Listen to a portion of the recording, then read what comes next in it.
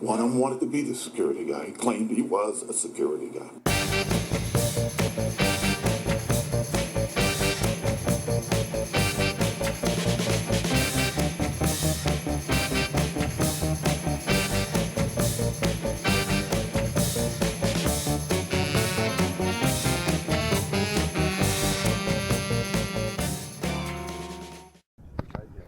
Welcome to Security Not Dash Radio. There you go. We're speaking with Joe Ligori, Jim Coleman, and Skip Sampson of Security Net System Integrators. I'm fascinated by this topic. So tell us what you guys do. The reason we got founded at that time, pretty early on in the access control business, one of the manufacturers had a contest, and if you increased your revenue by 100%, they would send you to Hong Kong with your wife. And so about 8 integrators made that. They got the 100% increase and they went. And when they got together, and probably over a few drinks, they decided it would be a good idea if they had an organization that helped each other out to kind of give best practices and lessons learned. And that's where it started in 1993. Oh, 93. Really? That's interesting. I wish I knew you guys when I was at Fox. I didn't know you guys existed. Because we had nationwide reach for fixing all the radio stations, TV stations, right? And we would hire a big company, and they probably went out and found sub-vendors. But we didn't know there was really an organization that would bring it together. It's a much better way. So who makes up Security.net? Today, So right now we've got 21 members. They geographically are in all parts of the United States and Canada, and we've got 3 members outside of that, making it 24. One in the Dominican Republic, one in United Kingdom, one in Brazil. Yeah. Oh, Brazil. Yeah. I have a lot of people listening to the show in Brazil.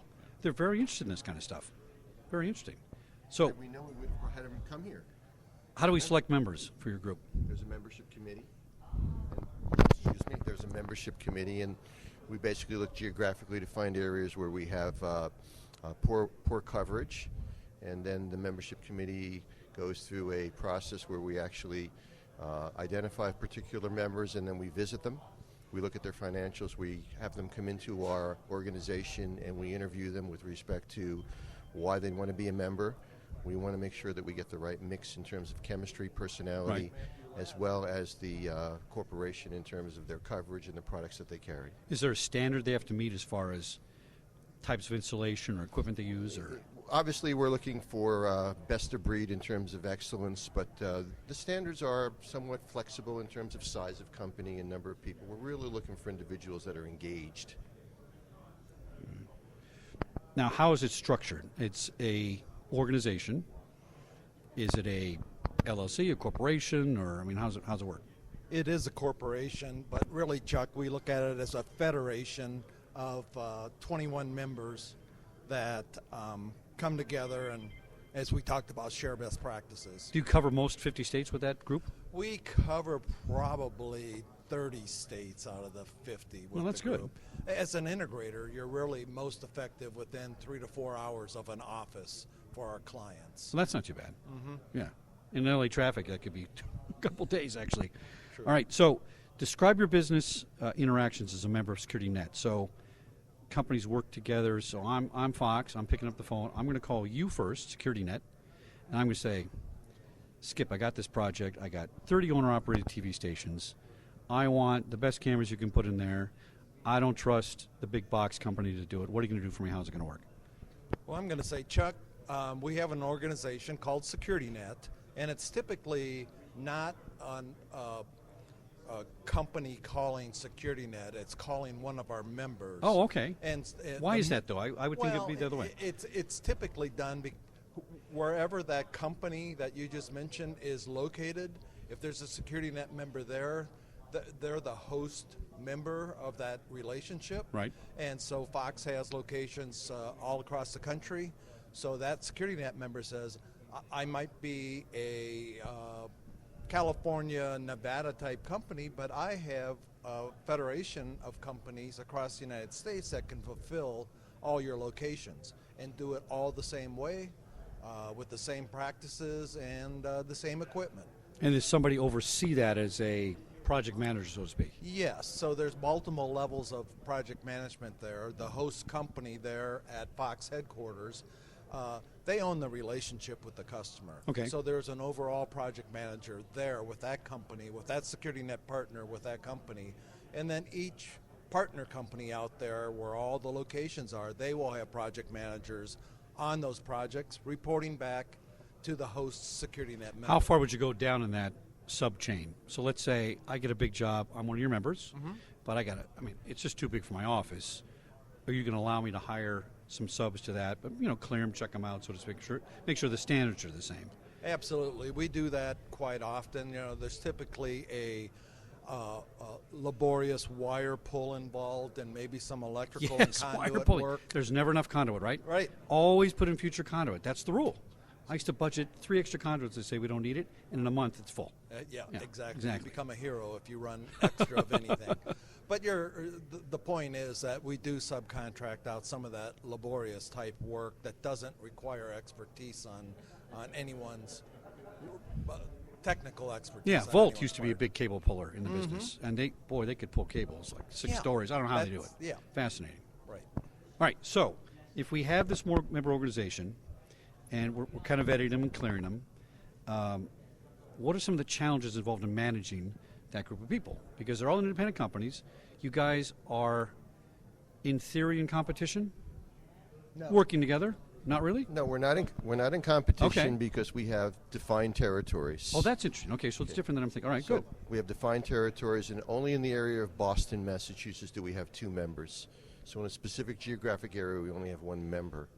What we try to do is we standardize our processes by developing rules of engagement that are pre-approved and pre-agreed upon by all the members, so that if we have a particular project, we've spelled out the application with regard to pricing, with regard to approach, with regard to procedure. So there's nothing left to the unknown, if you will. Everybody knows what's expected of them before we start. That's a great model. Was it hard to start? Was it hard to get people to understand that this is what we're going to do? I would imagine it was very hard to start. The reason it started was our members were threatened by the large national companies that would come in. Makes sense, They yeah. would have a great relationship in their hometown with a large company. And a national company would come in and say, well, your local company's doing a good job for you, and I know you like them, but how are they in San Francisco? How are they in Boston? That's how are exactly they in what we used to Detroit? say at the studios. And so lots of times, back there in the early 90s, we had members that were losing key accounts because of that. And so there's an incentive to work with each other. We help each other out, treat each other's customers like they're our own customers. And so that helps us keep our relationships with the home companies that we have good relationships Eventually, with. we went back to that model. We went to a local model. I didn't hire the big box guard company. I hired the ex-cop, regional guy, couple hundred employees, and boy, he was on the phone with me and fixed the problem, right? Because you can't get the big box company on the phone. So it works. And that our challenge was, on the guard side, it was easier. On the integration side, who are you going to call? Pinkerton? We're Pinkerton C&I, and we know all this stuff. And they, not to knock Pinkerton, but nobody knows everything, right? Unfortunately, Pinkerton's no longer around, so you don't That have to proves worry it, doesn't about it? You don't have to. You don't have to worry about Yeah. about. C&I's gone too? coming after you. Yeah. The consulting side's gone? I thought they were still around with their... Oh, Pinkerton on the consulting side's here, but not Yeah. on the integration side. They were bought. Interesting. I didn't know by that. Okay. Niskaya. Okay. Niskaya's not here anymore either, are they? But Security But Net they is. were bought. Niskaya was bought by Stanley. Okay. Oh, Stanley, yeah. They're buying up everybody. So what's the biggest challenges facing the market in your end users? I find when I used to design systems for studios or clients, because in the guard business I would go in and consult and mark up your blueprint, put a camera here.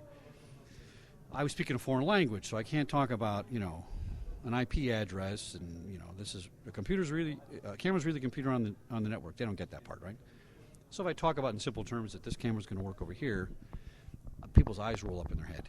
So that was one challenge I had designing. But then when I got an integrator, I often found that sometimes they didn't know what I knew and I didn't know what they knew, and there was a conflict. So I always try to find the most knowledgeable guy in the company that I was going to hire, right? and you're the project manager, and you're going to educate us and keep this thing rolling, and stay on budget if you can, so to speak. So how do you deal with that? What's the best way to set up a relationship with the client so that they get your technology and understand how beneficial it is? Because that's a hard sell sometimes, I think. Well, it's a real challenge today. Our industry is evolving so quickly with new technology, new features, new devices that it's very hard to keep up with that and keep your customer also up to speed on that technology. Because they think they can go to Lowe's and buy the $500 system and plug it in themselves, and it works. They can. Yeah. And back 20 years ago, 25 years ago, when SecurityNet was founded, they typically put a system in, and it was supposed to run for 25 years with some support. But today, all of our devices are IP-based, so it's like your PC at home. Right. Every 2, 3, 4 years, you have to replace that and update it because of processing power, new software, those type of things. So we have those same challenges today, and luckily with the influence of IT into the security space, that the security people are getting the opportunity now to refresh and get that new technology put into their systems. So here's what I noticed years ago. When I was a cop, 30 years ago, security meant the guy with the suit, the badge, that's the guard, right? Now security means what? It's IT. Type in security job, security vice president. It's the vice president of IT. And some organizations now are hiring an IT guy who's in charge of security and saying, guess what? You're also in charge of physical security. And they just think that's a model that works. And it doesn't work, by the way, but they think it does. So if you're working with an organization, is there a difference between having the head guy, your buyer, who's the IT guy, and the guy that's the old school cop like me? That must be a challenge to decide which one of them is going to, understand. Because the IT guys always come in and say, we're going to do this a different way and a better way. And I always wonder what the sustainability is, right? So if I get a brand new 2K camera, which is great, and now there's a 7K I saw in the hallway here, I go, oh, I got to have a 7K, but the budget doesn't support it, right? So are these systems, if you're designed as an integrator, are you looking at stuff that's scalable, and you start now to make sure that people are going to come back to you? I think that's the big challenge, right? So yeah, that's a challenge. One of the things is you talked about you wanted a project manager that was going to come in and help you decide what you want to do. The end users become much more knowledgeable. Are they? Lots of times they've got somebody on staff that knows as much as that project manager might know, that have already developed standards, and they come to us and say, here's what we want, here's how many we need, here's how quickly we need it in, how much would you charge us to do that? So in other words, the industry's starting to become a commodity, okay, where it's just how much is this going to cost me, all right? Right. And so they're trusting the technology, now they need to know price. One of the challenges is how do you differentiate yourself, how do you provide added value, and how do you become that trusted advisor that you really were talking about when they've got somebody on staff that gets paid $120,000 a year that says, I'm the trusted advisor. Yeah, it is a conflict. Yeah. But I was smart enough to say, I like to shift risk. So, you know what? I'm hiring you to do it. And if it gets screwed up, guess who I'm going to call? Because if you screwed up on that side of it, you can be the one that gets your head cut off, right? Absolutely. Best work as a team, of course. I'm just kind of half joking. Absolutely. But I think that integration is the most important thing going on right now. And my worry is this.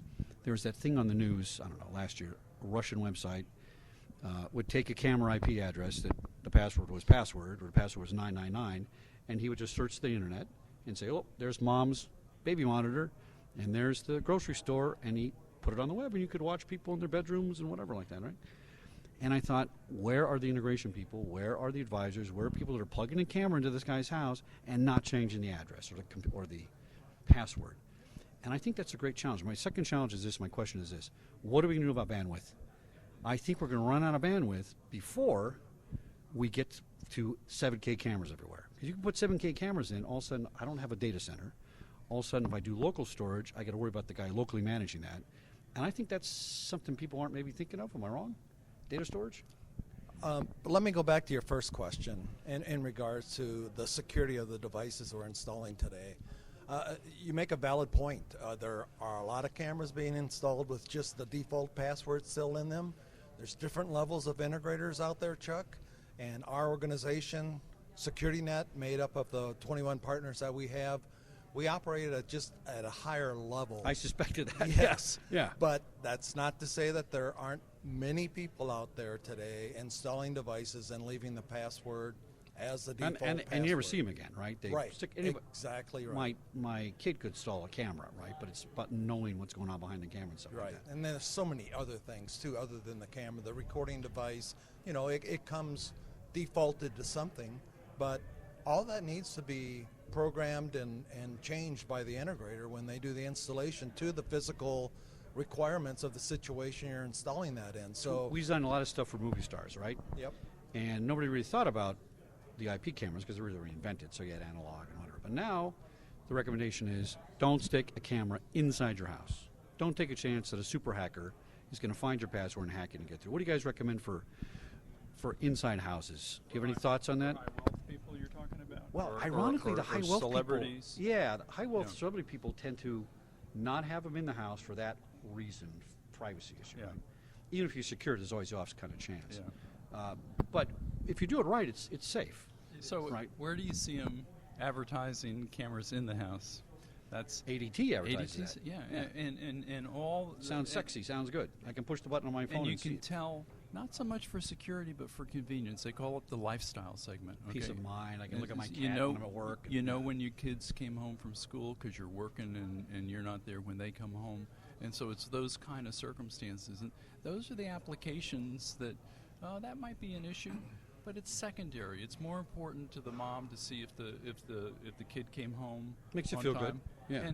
And they're not celebrities, so they don't have that high risk. Let's talk about some other integration things. Yeah. Because we think can we about go cameras. back to bandwidth? Oh yeah, let's finish bandwidth. Yeah. I'm sorry. Yeah. That's a good So- one. Since the advent of IP cameras, bandwidth has been an issue for us. It always has been. First of all, in the beginning, we were putting IP cameras on the customer's network without even considering the impact of what Yeah. that video would do. And then all of a sudden it got figured out, hey, you're taking up all of my network. So it's been that way since day one. Our industry, or the IT industry, has slowly caught up with that. It's continuing to evolve, but storage is very inexpensive today. Technology is enhancing transmission, compression. You know, as the demands for bandwidth increase, technology becomes improved, and the methodology for transmitting information becomes more efficient. Do you Gigabyte- recommend local storage now to solve that? Well, certainly Inside the with, device or- with the high quality cameras that we install, local storage is where it needs to be. You know, the gigabit networks is a standard now. That Yeah. wasn't what it was. Oh, it when was a we first concept. Remember started. Omega came out with that drive that was a gigabyte? Oh my God. And then we said, oh, maybe they'll have a terabyte one day. Maybe. Right. Yeah, it just exponentially grows. It's unbelievable. And now we talk petabytes all the time. So we're way past Oh, are they terabytes. talking petabytes? Oh, All right. absolutely. All right. Yep. Very interesting. All right, so other integration things. We think about cameras immediately, right? But I want to come in, push a button, and I want to open my door, and I want to lock my door, and I want to put my camera on, and I want to integrate all those systems. Easier or harder nowadays? It seems like it's easier because manufacturers cooperate with similar technologies, and they want to put their thing in your camera system, right? It's a door lock or a mag lock or something like that. And you guys do that, right? You integrate everything. So let's just not focus on cameras because it's not showing your true value, really. So tell me some of the ideas of integration stuff you guys put together. You were talking first about it's more the residential application again of putting door locks that can be remotely locked Yeah. and unlocked, and so that's always been a kind of a neat thing where if you're not home and somebody pushes the doorbell and it's the UPS guy, that you could remotely open the garage door and they could put a package in and then you can close it afterwards. And those were always neat things to do, Right. particularly in high-end kind of applications. And expensive back in the day. because Now, the alarm companies are offering that for an extra $20 a month kind of thing. Because they want your recurring alarm revenue, right? Absolutely. And this is a way of moving from something that costs $20 a month to something that costs $40 or $50 or $60 a month. not unlike the cable folks do. Yeah, my house is all wired with Cat 5. And I called ADT because I saw the thing on the TV. Oh, push your button on your phone and all this. So the guy comes out, blah, blah, blah, blah, blah. It's going to cost $3,500. I said, $3,500? What do you got to do? You got to plug in a new panel. Thought I was an idiot or something, right? Then I said, okay, show me a demo. And then he said they couldn't do it. They couldn't figure out how to do it. So they advertised it, and then they couldn't really solve it. But is this stuff in the reach of average residences now? It's not reserved for movie stars anymore. If you want to get something, it's been a couple grand, get something really nice for your house, and integrate all this stuff, your power management, your air conditioning, all that kind of stuff. It's doable now, right? It absolutely is. I assume you guys do more commercial applications, probably. We are primarily primarily yeah, big jobs, right? Commercial integrators, but the integration side on the commercial piece is just as interesting or even more than the residential piece. We are integrating alarm systems, access control systems, intercom systems, video systems, all on the same system with one GUI head end that controls all graphic of those. user interface for my nieces and nephews. Graphical user interface that controls all those systems on one display across the country, across the world, from a security operations center in Indianapolis, Indiana. They are controlling all their facilities, disarming, looking at the status of those things, looking at cameras, talking to a visitor at a place in New York. Yeah, we did that at Disney. Our Burbank was the main studio, right? And so we would open doors in Hong Kong. Yeah. And this is 10 years ago, so we had the money and the technology. Where now it's more common, right? Exactly. But it's pretty interesting. So here's what I always ask. What about the fail-safe measures? Because it's so integrated, it's so complicated. If I know what I'm doing and I'm going to take you off the grid or unplug your power, it's down. Whereas before, when it wasn't integrated, one component stood alone. And now my doors are down, but it's on fail-safe, I can open it up. My cameras are down, I'm blind, I'm putting a guard there. If it all goes down together, like it did one day at Fox when the UPS system went offline and we lost the X-Files for an hour. That was $125,000 a minute. It was very expensive, right? So if it's integrated, is there a greater risk of a catastrophic failure? Is there a single point of failure when you have integration of everything? Integration has both applications and some disadvantages too, but we take precautions with regard to integration. You know, the systems now are more component driven, so the risk of failure is dramatically reduced. Okay. We always utilize backup, not only UPS backup, but in the panels we have battery backup. Yeah. So there are series or levels of precaution with regard to the system being able to continue to operate, maybe at a minimal level if you had a complete breakdown in terms of power.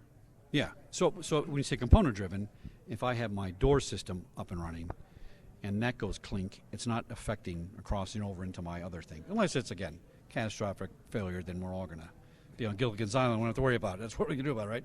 Although I saw some neat battery backup stuff today on the floor.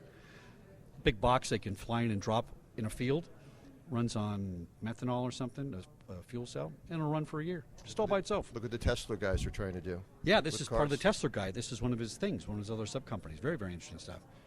All right, so two more questions here for you. What's on the horizon for the security market? What do you expect to see in the next 3 to 5 years, and how will the market change and evolve? My view is we're going away from the people, and we're going back to the technology, because it went, from off-duty cops, then it went to private security, then it went to contracted security, now it's going back to in-house security, kind of goes up and down. And technology came in and kind of peaked, and then it went away, and now technology is way back, right? And people are doing robot tests in places I've been. Where do you guys see it going? I just see, as this gets better, do we need a guard who has a lot of potential fail points? Doesn't show up for work, doesn't pay attention, vacation, So if you look at security programs, the costs, the recurring costs, are primarily in people, in guard costs. That's correct, yeah. Okay? Labor is And huge. So they talk about $150,000, $175,000 a year per guard. Now that doesn't mean that they get $175 to take home and share with No, their it's family. one guard 24/7. It's by Yeah, cost, insurance, everything. Yeah. which comes out to about 4.5 positions per week when you consider things like vacations and sick days and stuff like that. So whenever you can reduce one of the guards, you're going to save money for the end user, and that's been the basic premise of integration companies for the last 30 years, 40 years. I always hear, we look at the number, and I know that to be true, I was always hesitant to think that we could eliminate a human component altogether. You can't altogether. But even reduce it so drastically, because I know you really can. I mean, I know my house is better off with me watching my phone than hiring a guard to sit there. I hate to say it, and I'm from the business. Not too many people have the financial wherewithal to put a guard in their home. Okay, and it's mostly corporations. Yeah, and mostly corporations. That's right. That's mostly Yeah. our clients. But to get below 2 guards is a challenge, because you got to have one guard monitoring, and the other guard needs to be responding.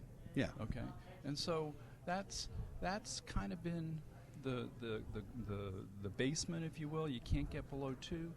Now we have video monitoring centers where there may be that monitor those are cool. doesn't have to sit in the lobby of the office building anymore. That maybe you could get 3 or 4 office buildings that share one. Okay, Right. and so that's another way. There's a book out now called Eat People, EAT People, Eat People, and really it's that same premise that you can create opportunities when you find ways to reduce the number of people it takes. Yeah. So when banks could have ATMs and not tellers, that was successful. When you can put in gas in your car and put a credit card in and not have somebody pump it, that was successful. I think as people understand, the average person understands technology more, they feel more comfortable with it. And I mean, I've understood it a long time, and I've always liked it. But I'm glad to see it's moving that way. Are we going to have robot guards? Are they coming? So what? Eventually. I think so. Yeah. Talk about video analytics. That's what I was going to go to. One of the points you asked, what's on the horizon, Yeah. technology-wise, 3 to 5 years. I think we're going to see. One of them wanted to be the security guy. He claimed he was a security guy.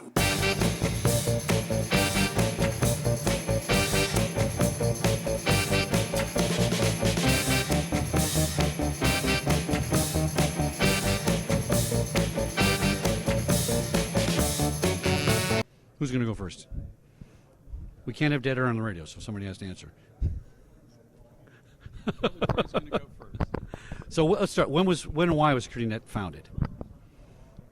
SecurityNet was founded in 1993, and the reason we got founded at that time, pretty early on in the access control business, one of the manufacturers had a contest, and if you increased your revenue by 100%, they would send you to Hong Kong with your wife. And so about 8 integrators made that. They got the 100% increase, and they went. And when they got together, and probably over a few drinks,